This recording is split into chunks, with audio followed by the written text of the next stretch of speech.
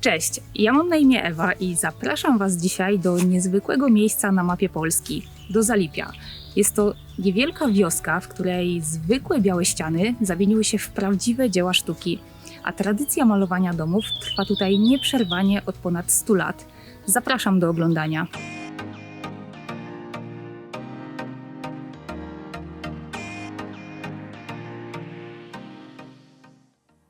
Zalipie leży w województwie małopolskim około 100 km od Krakowa.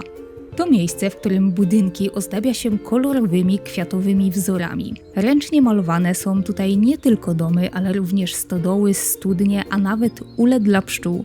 I choć wygląda to jak scenografia z filmu, to po prostu codzienność. Ludzie nadal tu mieszkają i pielęgnują te tradycje z pokolenia na pokolenie.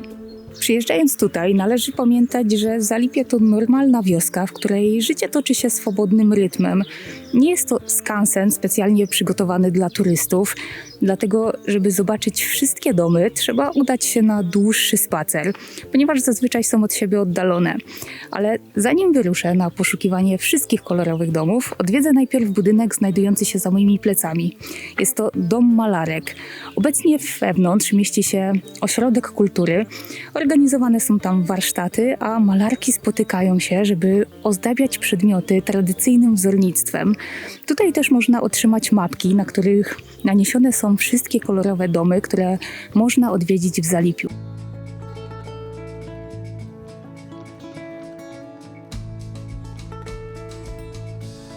Listeczki powstają do tych plamek.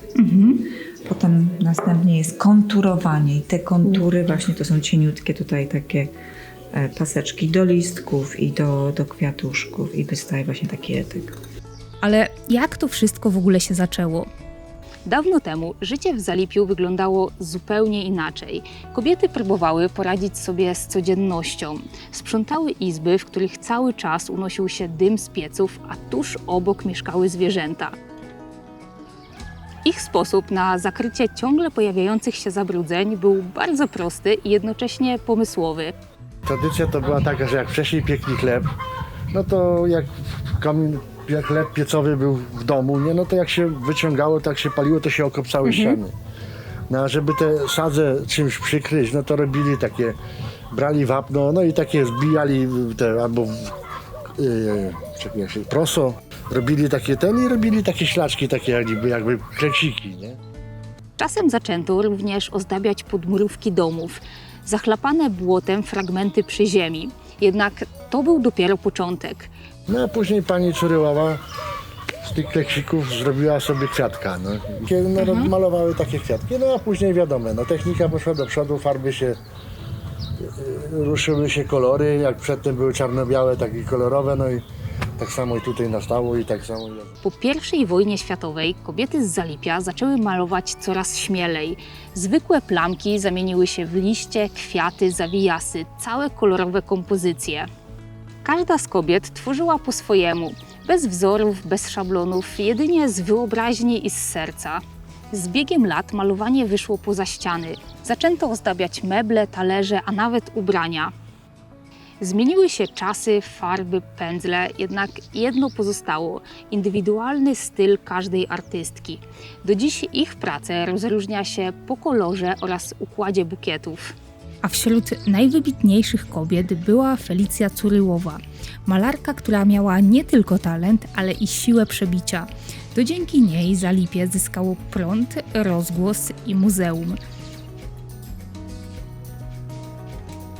Znajduję się właśnie przed zagrodą Felicji Curyłowej. To właśnie tutaj mieszkała najbardziej znana malarka w Zalipiu i to właśnie dzięki niej ta tradycja została rozsławiona w całej Polsce. Dzisiaj dom to muzeum, w którym możemy zobaczyć wnętrze prawdziwego zalipiańskiego gospodarstwa w całości pokrytego kwiatami. Dom Felicji Curyłowej zachowano dokładnie takim, jaki był za jej życia. W środku wszystko jest barwne i misternie zdobione, od ścian przez sufity aż po piec w kuchni. Zwiedzanie odbywa się z przewodnikiem, a w cenie biletu można zajrzeć również do tzw. chaty biedniackiej oraz do zdobionej izby Stefanii Łączyńskiej, malarki i poetki, jednej z najwybitniejszych artystek ludowych z tego regionu.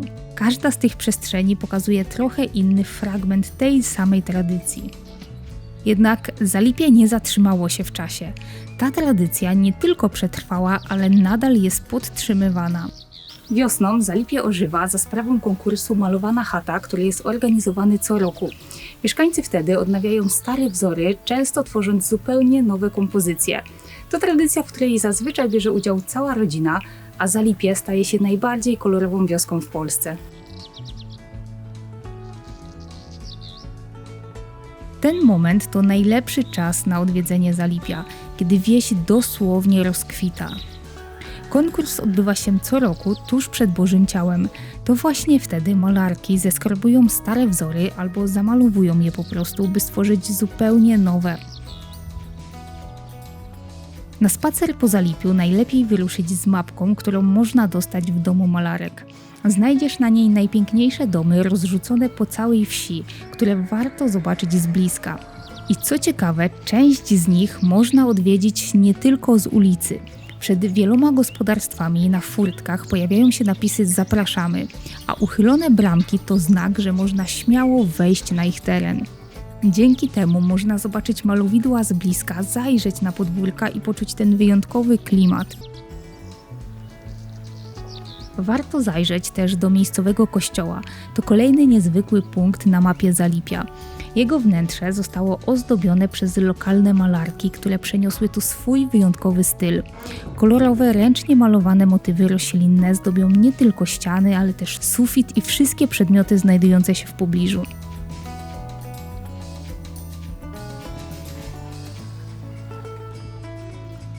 Czy warto odwiedzić Zalipie? To zależy. Wiecie, każdy z nas szuka w podróżach czegoś innego. Dla niektórych to miejsce mogłoby być jedynie krótkim przystankiem na trasie, a dla innych pełnoprawnym celem wycieczki. Najlepiej przyjechać tutaj wiosną albo latem, szczególnie w okolicach konkursu Malowana chata, kiedy kolory są najbardziej intensywne, a wieś ożywa. Warto pamiętać, że Zalipie to nie skansen. Kolorowe domy są rozsiane po całej okolicy. Nie wszystkie są ozdobione, dlatego warto jest mieć mapę, na której naniesione są te najciekawsze. Wielu turystów porusza się autem, jednak ja zdecydowałam się odkrywać Zalipie pieszo. Dzięki temu mogłam jeszcze lepiej poczuć klimat tego miejsca i poznać kilku mieszkańców, którzy chętnie opowiadali swoje historie. I tak sobie myślę, że może to i nawet dobrze, że nie wszystkie domy są pomalowane. Dzięki temu te, które są ozdobione, zwracają na siebie uwagę jeszcze bardziej, wyróżniają się i opowiadają swoją własną historię. A ja dziękuję Wam za wspólnie spędzony czas. Zostawcie subskrypcję oraz komentarz i do zobaczenia w kolejnym filmie.